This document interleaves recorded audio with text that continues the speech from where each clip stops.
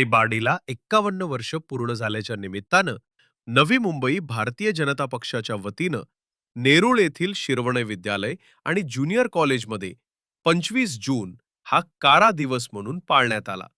भाजपा जिल्हाध्यक्ष डॉक्टर राजेश पाटील यांच्या मार्गदर्शनाखाली आयोजित करण्यात आलेल्या या कार्यक्रमात आणीबाणीच्या काळातील घटनांवर प्रकाश टाकण्यात आला. यावेळी डॉक्टर राजेश पाटील यांनी 25 जून 1975 रोजी लागू करण्यात आलेल्या आणीबाणीचा उल्लेख करत तत्कालीन काँग्रेस सरकारनं लोकशाही मूल्यांवर घाला घालत देशात हुकुमशाही पद्धतीची राजवट आणल्याचं सांगितले. आणीबाणीच्या काळात लाखो नागरिक, सामाजिक कार्यकर्ते आणि विरोधी पक्षांच्या नेत्यांना विनाकारण तुरुंगात डांबण्यात आले होते. त्या काळातील घटनांची माहिती देत डॉक्टर पाटील यांनी लोकशाहीचं संरक्षण आणि संविधानिक अधिकारांचं महत्त्व अधोरेखित केले. कार्यक्रमात माजी जिल्हाध्यक्ष रामचंद्र घरत यांनीही उपस्थितांशी संवाद साधत आणीबाणीच्या काळातील परिस्थितीवर आपले विचार मांडले. प्रमुख वक्ते मिलिंद चांदूरकर यांनी आणीबाणीचा इतिहास, त्याची पार्श्वभूमी आणि त्याचे देशाच्या राजकारणावर झालेले परिणाम याविषयी सविस्तर मार्गदर्शन केले. या कार्यक्रमाला कोकण संवादक अभिजित पेडणेकर, शाळेच्या प्राचार्या भाग्यश्री चौधरी, परिवहन सदस्य राजेश राय, माजी नगरसेविका तसेच भाजपा पदाधिकारी, कार्यकर्ते आणि नागरिक मोठ्या संख्येनं उपस्थित होते.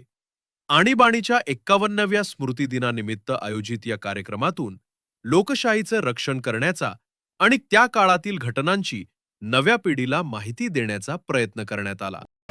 पहा, 25 जून 1975 रोजी तत्कालीन पंतप्रधान श्रीमती इंदिरा गांधी यांनी जो लोकशाहीचा फोड केला आणि त्या दिवशी आणीबाणी लावली गेली, तो दिवस अतिशय भयानक दिवस म्हणून गणला जातो आणि म्हणून काळा दिवस म्हणून आपण त्यांना मानतो.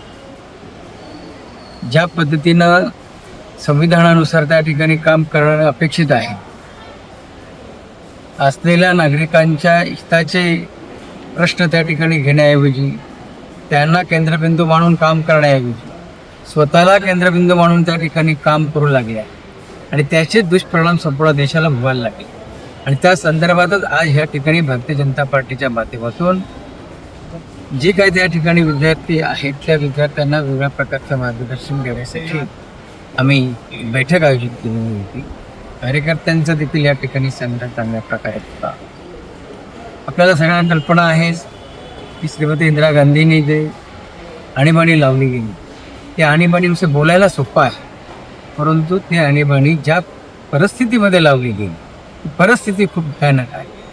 कारण त्यांचा पराभव झाला हा नंतरचा विषय आला, परंतु त्यांना जेव्हा 71मध्ये विजय मिळाला, परंतु तो विजय भ्रष्ट मार्गाने मिळवलेला आहे हे अलाहाबाद हायकोर्टाने निर्णय दिले. हा सामान्य नागरिकांनी कोणी निर्णय दिला नव्हता, कुठल्या पक्षाने निर्णय दिला नव्हता. तो आपल्या देशाच्या सार्वभौम असलेली आपली न्यायालय व्यवस्था आहे, त्या न्यायालय व्यवस्थेमार्फत त्या ठिकाणी निर्णय आला.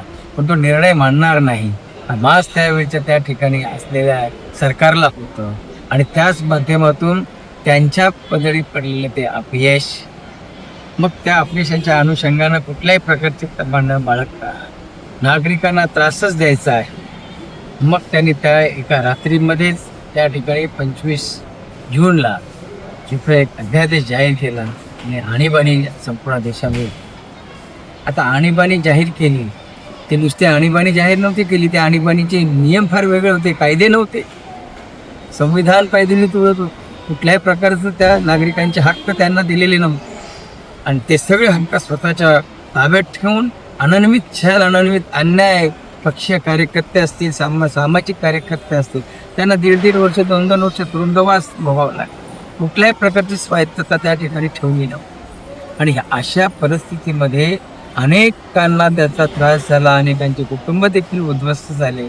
अशा पद्धतीनं जर अन्यायकारक गोष्टी झाल्या असतील तर त्यांची चर्चा झालीच पाहिजे, ते लोकांसमोर ते आलंच पाहिजे. हा 51 वर्ष आहे आणीबाणीचा. आणीबाणी 51 वर्षापूर्वी घडली होती, पण तो 51 वर्षानंतर देखील येणाऱ्या पिढीला कळलं पाहिजे की त्यावेळच्या तत्कालीन सरकारनं राष्ट्रपतीच्या माध्यमातून कशा पद्धतीनं आणीबाणी जाहीर केली आणि त्या आणीबाणीमुळं कशा पद्धतीनं नागरिकांचे हक्क त्या ठिकाणी पायदळी तुडवले गेले.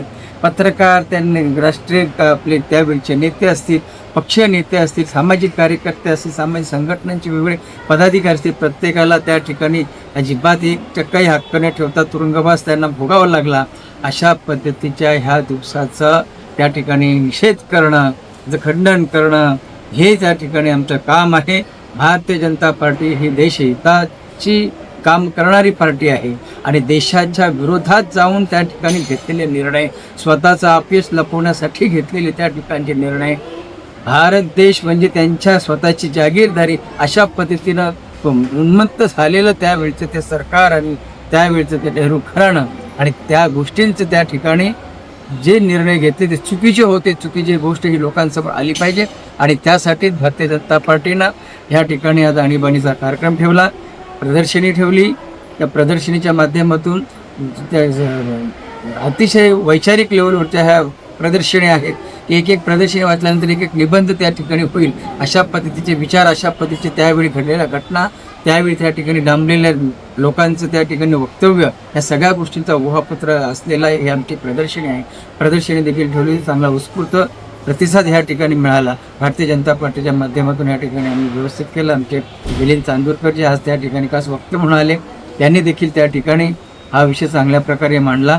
मुलांना समजेल असं, कार्यकर्त्यांना समजेल असे अशा पद्धतीनं त्या ठिकाणी कार्यक्रम होणं अपेक्षित आहे. काळ्या दिवसाची माहिती देणं अपेक्षित आहे, त्या ठिकाणी दिली गेली.